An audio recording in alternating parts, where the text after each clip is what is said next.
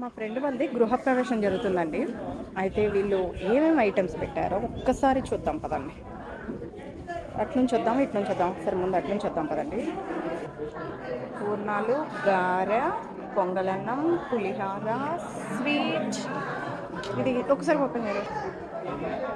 Bagara rice, పెరుగు పచ్చడి, paneer curry, గోంగూర పచ్చడి, బ్రింజల్ కర్రీ, ఇది వైట్ రైస్, దొండకాయ ఫ్రై, పప్పు, సాంబార్, వడియాలు, పెరుగు.